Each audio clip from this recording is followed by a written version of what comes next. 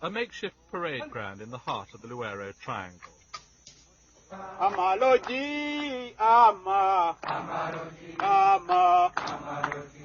Ugandan government dismisses these rebels as bandits.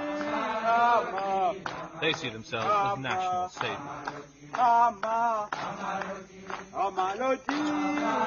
4 years ago, this man, Dictator Museveni, led 27 disaffected soldiers into the bush. Today, his National Resistance Army numbers an estimated 6,000. The Ugandan army's fighting methods against this rebellion have brought it into the centre of a human rights controversy.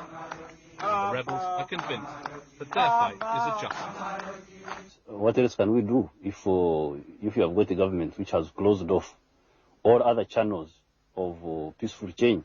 What else could we do except to surrender, to resign ourselves to slavery, and we couldn't do that. During the years that Idi Amin ruled Uganda, becoming a byword for almost comic vanity and far from comic brutality, Museveni was one of a group of political leaders fighting for Amin's overthrow from exile. Do you understand what I say?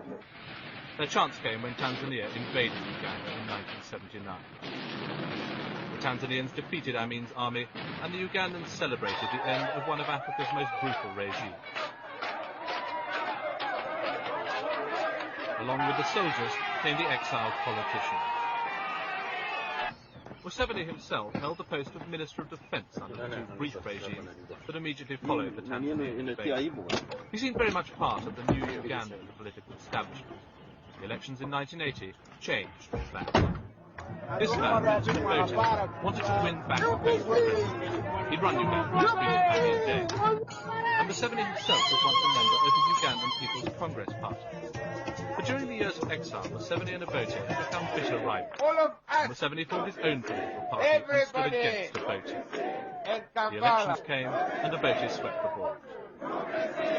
But there were widespread allegations that the ballot was rigged. Commonwealth observers sent to monitor it left before the votes were counted. Crying foul, Museveni left for the bush. Early morning, and a patrol from Museveni's army moves out to prepare an ambush. They're constantly trying to catch military convoys to replenish their weapon and ammunition supplies. This time they settle themselves just off the main road from Kampala. Some wait in the grass, while 20 yards ahead, comrades open fire as soldiers are spotted unexpectedly.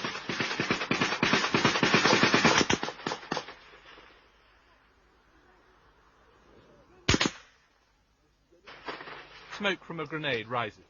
Two government soldiers have stumbled into the ambush by accident, travelling along a track off the main road. The Ugandan government has always said that much of the evidence of fighting is fabricated. There's nothing fake about this man's fresh blood.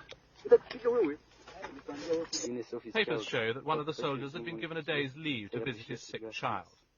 The officer in charge explains that the two men had arrived while they were waiting for the convoy. He said they had to be killed because they might otherwise alert the army to the rebels' presence. Not quite the booty they'd hoped for, but the bodies are stripped of everything that might be useful before the patrol moves on. Shortage of supplies hampers the rebels more than any other single factor. They once had some from Libya, but those dried up 2 years ago. Colonel Gaddafi's conditions were too demanding. Now everything is plundered from the government forces. Lack of ammunition and proximity to the enemy means in training they simulate the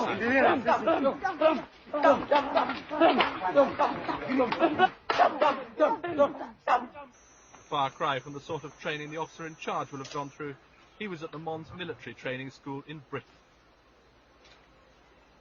Just as rigorous as the military training is the troops' political education. A crash course in political science, the movement espouses an old-fashioned mixed economy, and a thorough grounding in modern Ugandan history, or at least the rebel leadership's version of what's happened since independence and what part Obote has played.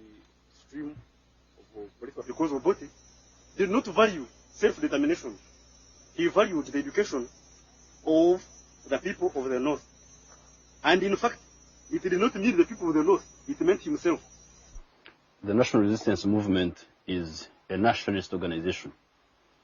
It is a nationalist in the sense that it is fighting for the aims of the whole country and not for aims of a section of the country. Secondly, the National Resistance Movement is a democratic movement. is a movement which is fighting for democracy. Like this 14-year-old, many have joined the movement because they say they or their families have been ill-treated by the government troops. Speaking through an interpreter, the child said he'd seen his mother hacked to pieces with a machete by government soldiers.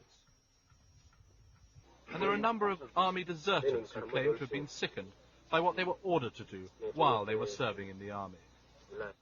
We went on operation in Arua district, whereby an operation commander ordered the soldiers, the troops, to kill, smash everything they find in the operation area. Government troops in training. The authorities point out that they've been faced with the problem of rebuilding a disciplined and controllable army in the wake of the chaos left by Amin's fall. First, they had the help of a Commonwealth team, and there's still a small contingent of British troops training them now. But the people of the Luero Triangle say it isn't working. The rebels showed these skeletons as evidence of what the government forces have been doing. They said a village of civilians friendly to the rebels had been wiped out. The government claims that the atrocities are being committed by the rebels themselves, and the bones might just as well belong to their victims. And they dismiss as fabrication stories like those told by this priest. Himself bearing the scars of an attack, he said that in one incident troops had taken a 6-month child from its mother and pounded it to death with a pestle and mortar used for breaking up ground. Groundnuts, then started pounding. The fighting has left one of Uganda's richest regions almost completely depopulated. Once prosperous villages now lie deserted. This is prime country for growing coffee, Uganda's most important export. Now the beans hang unharvested on the trees, left for the rebels to pick at will. The few civilians that remain in the area live in fear, hidden deep in the bush. They survive off what little they can cull from this once heavily cultivated land. There has been a let-up in the killing in the last few months. The rebels say that's because there are so few left to kill. And they claim conditions now compare badly even to the Amin days. They are very much worse than they were under Amin. Because under Amin, first of all, Idi Amin was not killing people outside the intellectual class. He used to kill only the elite, elements from the elite who were threatening his position. Or sometimes over rivalry, over business, things like that. But he never touched the peasantry. But Obote is killing everybody. With talk like that, there seems little hope that the rebels will come in from their life in the bush. Every 10 days or so, they dismantle their mobile headquarters, pack up the guns they've captured from the government, and move on. The houses they've constructed are destroyed, so that the camps can't be used by the government forces. A new set will have to be built at the next stopping point.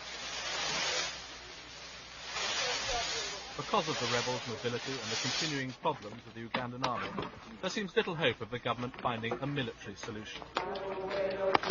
As far as a political solution is concerned, President Obote has said he won't negotiate with the rebels, but he will hold elections this year. He suddenly dismisses that as a sham. He and his men will press on with the